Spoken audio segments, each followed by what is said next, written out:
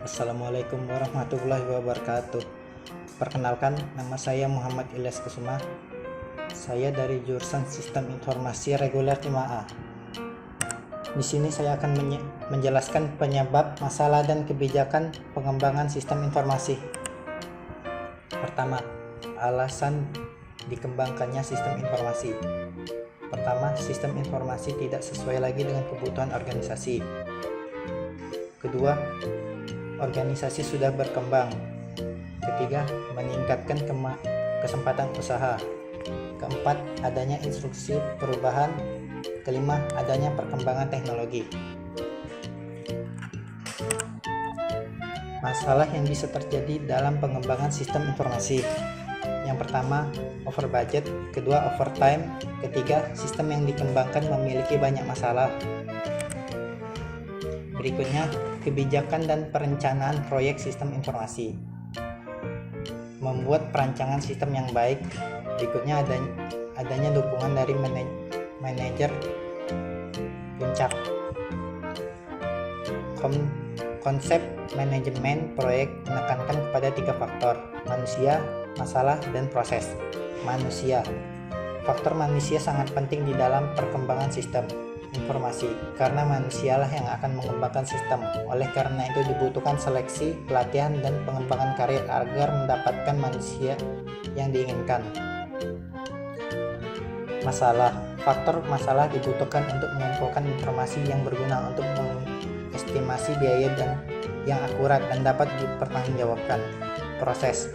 Sejumlah kecil aktivitas kerangka kerja yang dapat diaplikasikan pada semua proyek sistem informasi tanpa mempedulikan ukuran dan kompleksitasnya. Berikutnya, merencanakan dan membuat aktivitas kerja. Pengertian perancangan. Perancangan adalah proses peletakan dasar tujuan dan sasaran, termasuk penyiapan segala sumber daya untuk mencapainya. Tujuan perancangan di antara lain memberikan pegangan bagi pelaksana mengenai alokasi sumber daya untuk melaksanakan kegiatan. Berikutnya sarana komunikasi bagi semua pihak penyelenggara proyek. Dasar pengaturan alokasi sumber daya, pendorongan para perencana dan pelaksana melihat ke depan dan menyadari pentingnya unsur waktu, pegangan dan tolak ukur fungsi pengendalian. Alat bantu pengelolaan proyek, antara lain Work Breakdown Structure atau WBS, Project Network Diagram, Program Evaluation and Review, Program Evaluation dan Review Teknik atau PERT. Berikutnya Critical Path Method, CPM, dan Giant Chart.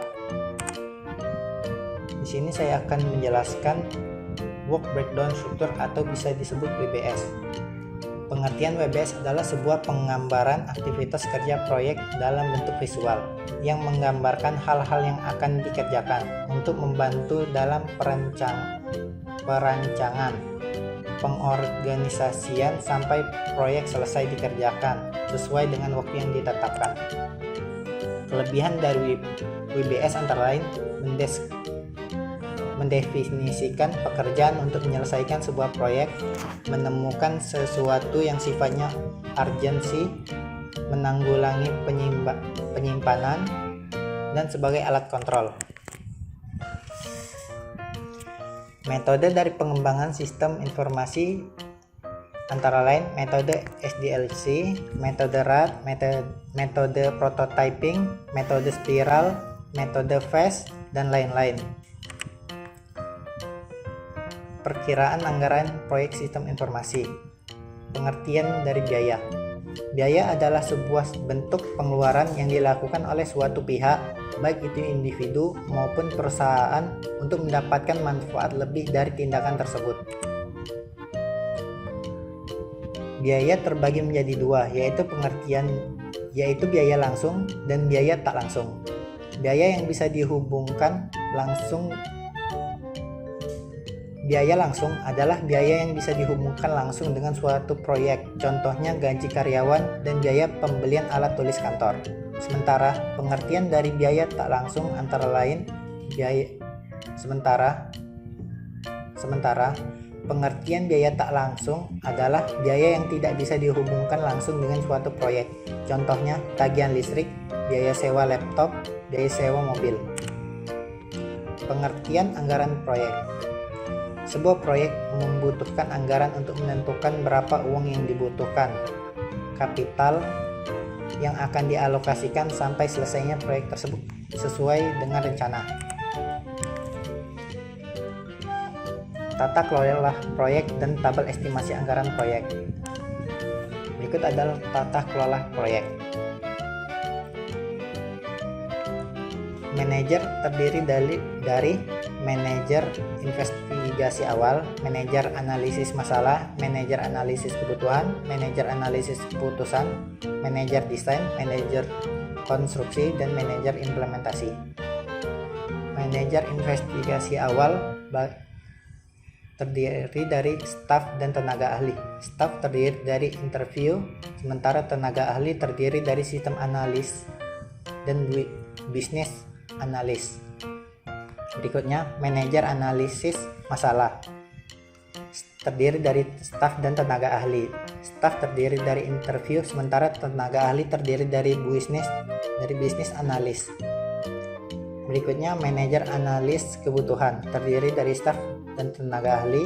Staf terdiri dari staf supporting dan staf administrasi, sementara tenaga ahli terdiri dari sistem analis. Manajer analisis keputusan. Manajer analisis kebutuhan. Staf terdiri dari staf supporting dan staf administrasi. Tenaga ahli terdiri dari sistem analis. Manajer analisis keputusan. Staf terdiri dari staf administrasi dan tenaga ahli terdiri dari bisnis analis dan sistem analis. Manajer desain. Staf terdiri dari web designer dan tenaga ahli terdiri dari sistem analis dan database administrator. Manajer konstruksi. Staf terdiri dari sistem tester dan programmer, sementara tenaga ahli terdiri dari web designer dan database administrator. Manajer implementasi. Staf terdiri dari sistem tester, programmer, dan staf supporting, sementara tenaga ahli terdiri dari staf administrasi.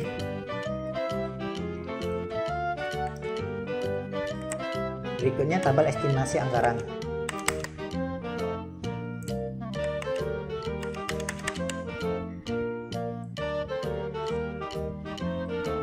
Judul proyek adalah sistem informasi depot air minum WAU. Sasaran proyek adalah depot air minum WAU. Tujuan proyek mempermudah pelanggan untuk memesan layanan depot. Kedua, mempermudah pekerja untuk memanajemen pesanan. Metode pengembangan sistem informasi yang digunakan adalah Rapid Application Development atau RAD. Pertama, kode 1.1.1 wawancara dengan pemilik depot yang dilakukan oleh interview sebanyak satu orang dan lama hari kerja adalah 1 hari. Jumlah honor 100.000. Alat yang dibutuhkan adalah alat perekam wawancara sebanyak 1 buah dengan harga Rp100.000 dan alat tulis kantor sebanyak 1 buah seharga Rp100.000. Biaya perjalanan dinas adalah terdiri dari sewa mobil sebanyak 1 hari dengan harga Rp300.000. Berikutnya, menelusuri cara kerja depot. Sumber daya manusia yang dipakai adalah sistem analis sebanyak 1 orang dan lama hari kerja selama 1 hari dengan jumlah honor Rp550.000. Alat yang digunakan adalah alat perekam video dan alat tulis kantor. Berikutnya, membuat desain awal. Sumber daya manusia yang digunakan adalah business analyst sebanyak 1 orang dan lama hari kerja adalah 2 orang dan Jumlah honor adalah Rp800.000. Alat tulis yang diperlukan adalah alat tulis kantor sebanyak 1 paket. Berikutnya menganalisis masalah dengan bertanya pada pemilik dan pekerja yang dilakukan oleh interview sebanyak 1 orang dan dilakukan selama 3 hari. Jumlah honor yang dibayarkan Rp300.000 dan alat yang dibutuhkan adalah laptop. Menentukan masalah yang akan diselesaikan yang dilakukan oleh business analyst sebanyak 1 orang dan dilakukan selama 1 hari. Honor yang dibayarkan Rp400.000 dan alat yang digunakan adalah alat tulis kantor. Berikutnya mengumpulkan data. Sumber daya manusia yang mengumpulkan data. Sumber daya manusia yang digunakan adalah staff supporting sebanyak 1 orang dan dilakukan selama 3 hari. Honor yang dibayarkan Rp450.000 dan alat yang dibutuhkan adalah komputer atau laptop. Menganalisis kebutuhan fungsional dan non-fungsional yang dilakukan oleh sistem analis sebanyak 1 orang dan dilakukan selama 1 hari dengan honor Rp550.000. Berikutnya membuat dokumentasi akhir yang dilakukan oleh staf administrasi sebanyak 1 orang dan dilakukan 1 hari dengan honor Rp200.000. Alat yang digunakan adalah laptop dan alat tulis kantor. Berikutnya memutuskan kandidat pengembang sistem yang dilakukan oleh sistem analis dan bisnis analis masing-masing sebanyak 1 orang dan dilakukan oleh 1 hari. Sistem analis, honor yang dibayarkan ke sistem analisis adalah Rp550.000 dan honor yang dibayarkan kepada bisnis honor yang dibayarkan oleh sistem analis adalah Rp550.000 dan honor yang dibayarkan kepada bisnis analis adalah Rp400.000. Membuat dokumentasi akhir yang dilakukan oleh staf administrasi sebanyak 1 orang dan dilakukan 1 hari. Honor yang dibayarkan adalah Rp200.000. Alat yang digunakan adalah laptop dan alat tulis kantor. Berikutnya mendesain dan merancang DFD dan ERD yang dilakukan oleh sistem analis dan database administrator. Masing-masing dilakukan oleh 2 orang dengan lama pekerjaan selama 4 hari. Honor yang dibayarkan kepada sistem analis adalah Rp4.400.000 dan honor yang dibayarkan oleh ke database administrator sebanyak Rp2.400.000. Dengan alat yang dibutuhkan adalah laptop sebanyak 2 biji dan desain tools.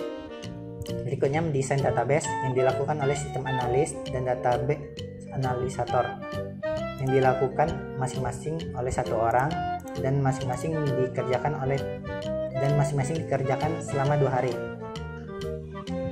Honor yang dibayarkan ke sistem analis adalah Rp1.100.000 dan honor yang dibayarkan ke database administrator adalah Rp600.000. Alat yang dibutuhkan adalah laptop. Berikutnya desain user interface yang dilakukan oleh web designer dan sistem analis yang masing-masing dilakukan oleh 1 orang dan lama pembuatan selama 3 hari. Honor yang dibayarkan ke web designer adalah Rp1.500.000 dan Rp1.650.000 untuk sistem analis. Alat yang dibutuhkan adalah laptop. Membuat user interface dan melakukan uji coba yang dilakukan oleh programmer, web designer, dan sistem tester.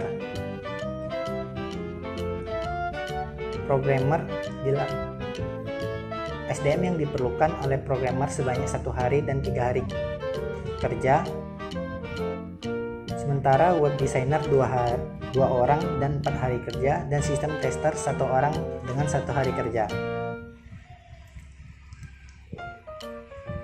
Honor yang dibayarkan kepada programmer adalah Rp1.650.000, sementara web designer sebanyak 4 juta dan sistem tester sebanyak Rp350.000. Berikutnya membuat UX dan melakukan uji coba yang dilakukan oleh programmer dan sistem tester. Programmer terdiri dari 2 orang dan sistem tester terdiri dari 1 orang. Lama waktu yang dipakai oleh programmer adalah 4 hari dan 1 hari untuk sistem tester. Sementara honor yang dibayarkan kepada programmer sebanyak Rp4.400.000, sementara sistem tester Rp350.000. Alat yang digunakan adalah laptop dan testing tools. Berikutnya, membuat database dan melakukan uji coba yang dilakukan oleh programmer, database administrator, dan sistem tester. Masing-masing terdiri 1 orang. Sementara programmer dan database administrator membutuhkan waktu 3 hari, sementara sistem tester hanya 1 hari. Honor yang dibayarkan ke programmer Rp1.650.000, ke database administrator Rp900.000, dan sistem tester Rp350.000. Alat yang digunakan adalah laptop, DBMS tools, dan testing tools. Berikutnya, menyediakan perangkat yang belum ada, yang dilakukan oleh staf administrasi sebanyak 1 orang dan dilakukan selama 1 hari. Honor yang diberikan adalah Rp200.000. Alat yang digunakan adalah printer. Install program sistem informasi depot air minum, yang dilakukan oleh programmer sebanyak 1 orang dan dilakukan selama 1 hari, dan honor yang dibayarkan sebanyak Rp550.000. Alat yang dibutuhkan adalah laptop atau komputer. Berikutnya, melakukan uji coba yang dilakukan oleh sistem tester sebanyak 1 orang dan dilakukan selama 1 hari. Honor yang dibayarkan adalah Rp350.000. Alat yang dibutuhkan adalah laptop atau komputer. Berikutnya, memberikan training kepada user yang dilakukan oleh staff supporting sebanyak 2 orang dan dilakukan selama 2 hari. Honor yang dibayarkan ke staff supporting adalah Rp600.000. Dan alat yang digunakan adalah device sebanyak 2 buah. Sementara biaya perjalanan adalah sewa mobil sebanyak 2 hari dengan total Rp600.000. Terakhir, pembuatan dokumentasi akhir yang dilakukan oleh staf administrasi sebanyak 1 orang dan dilakukan selama 2 hari. Total honor yang dibayar adalah Rp400.000.